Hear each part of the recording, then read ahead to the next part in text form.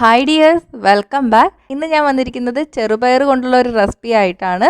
ചിലർക്കൊക്കെ ഇത് അറിയായിരിക്കും, പക്ഷെ അറിയാത്തവരും കാണും. ഇതേ രീതിയിൽ തന്നെയാണോ നിങ്ങൾ ഉണ്ടാക്കിയെടുക്കുന്നതെന്നും അറിയില്ല. 4 മണിക്ക് ചായയുടെ ഒപ്പം കഴിക്കാൻ പറ്റിയ ഇത്രയും ഹെൽത്തി ആയിട്ടുള്ള സ്നാക്ക് വേറെ കാണില്ല. എളുപ്പത്തിൽ തയ്യാറാക്കുകയും ചെയ്യാം. അപ്പോൾ നോക്കാം എങ്ങനെയാണെന്ന്.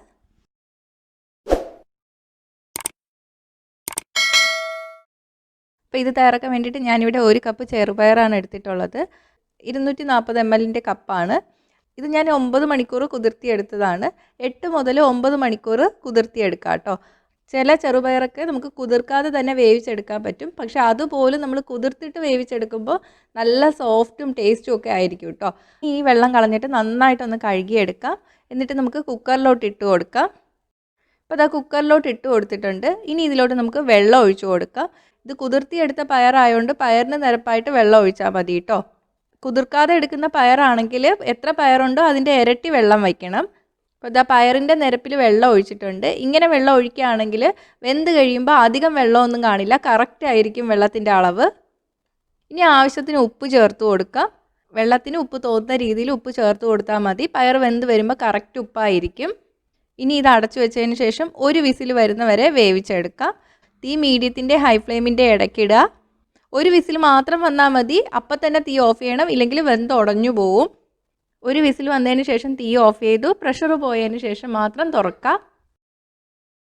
അപ്പോൾ അതാ പയർ നന്നായിട്ട് വെന്ത് വന്നിട്ടുണ്ട്, കറക്റ്റായിട്ട് വെന്തിട്ടുണ്ട്, ഒട്ടും വെള്ളവും ബാക്കിയില്ല. ഇനി നമുക്കിത് കടുക് വറുത്തെടുക്കാം. അതിന് വേണ്ടിയിട്ട് ഒരു പാനിലോട്ട് 2 ടീസ്പൂൺ എണ്ണ ഒഴിച്ചു കൊടുക്കാം. എണ്ണ ചൂടായിട്ട് വരുമ്പോൾ 1/2 ടീസ്പൂൺ കടുക് ചേർത്ത് കൊടുക്കാം. കടുക് പൊട്ടി വരണം. കടുക് പൊട്ടി തുടങ്ങിയിട്ടുണ്ട്. ഇതിലോട്ട് 1/2 ടീസ്പൂൺ ഉഴുന്നുപരിപ്പ് ചേർത്ത് കൊടുക്കാം. ഉഴുന്നുപരിപ്പിൻ്റെ നിറം ഒന്ന് മാറി വരണം.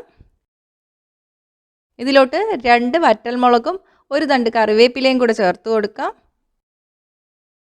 ഒന്ന് ഇളക്കിയതിന് ശേഷം ഇതിലോട്ട് 1/2 കപ്പ് തേങ്ങ ചേർത്ത് കൊടുക്കാം. തേങ്ങ ഇഷ്ടമുള്ളവർക്ക് കുറച്ച് കൂടുതൽ ചേർത്താലും കുഴപ്പമൊന്നുമില്ല കേട്ടോ. ഇനി ഇതിലോട്ട് 2 ടേബിൾ സ്പൂൺ ശർക്കര ചീകിയത് ചേർത്ത് കൊടുക്കുകയാണ്. മധുരം കൂടുതൽ ഇഷ്ടമുള്ളവർക്ക് ഒരു 4 ടേബിൾ സ്പൂൺ വരെ ചേർക്കാം കേട്ടോ. ഇത്രയും ചേർക്കുമ്പോൾ കുറച്ച് മധുരമേ കാണുള്ളൂ. പിന്നെ മധുരം ഇഷ്ടമില്ലാത്തവർക്കും ഡയബറ്റീസ് ഉള്ളവർക്കും ഒക്കെ ഈ ശർക്കര ഒഴിവാക്കാം. ചീകി എടുത്തുകൊണ്ട് പെട്ടെന്ന് തന്നെ ശർക്കര ഉരുകി തുടങ്ങും.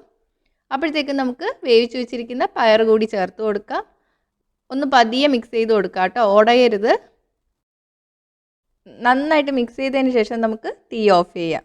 അപ്പോൾ നമ്മുടെ ചെറുപയർ കൊണ്ടുള്ള നല്ല ഹെൽത്തി ആയിട്ടുള്ള സ്നാക്ക് റെഡി ആയിട്ടുണ്ട്. ഇത് വൈകിട്ട് ചായയോടൊപ്പമൊക്കെ നല്ല കോമ്പിനേഷനാണ്. കുട്ടികൾക്ക് വറുത്തതും പൊരിച്ചതും ഒന്നും കൊടുക്കാതെ ഇടയ്ക്ക് ഇങ്ങനത്തെ ഉള്ള സ്നാക്കൊക്കെ ഉണ്ടാക്കി കൊടുക്കുന്നത് നല്ലതാണ്. ഇതിൽ ശർക്കര ചേർത്തില്ലെങ്കിൽ രാവിലെ പുട്ടിനോടൊപ്പം ഈ പയറും പപ്പടവും കൂടെ നല്ല കോമ്പിനേഷനാണ്. ഇപ്പോൾ കിറ്റിൽ കുറേ ചെറുപയർ കിട്ടുന്നുണ്ടാവും അല്ലേ. അപ്പോൾ ഇങ്ങനെ ഒന്ന് ട്രൈ ചെയ്ത് നോക്കുക. ട്രൈ ചെയ്ത് നോക്കിയിട്ട് നിങ്ങളുടെ അഭിപ്രായം കമൻറ്റ് ചെയ്യുക. ഇഷ്ടമെങ്കിൽ ലൈക്കും ഷെയറും ചെയ്യുക, ഇഷ്ടപ്പെട്ടില്ലെങ്കിൽ ഡിസ്ലൈക്കും ചെയ്യുക.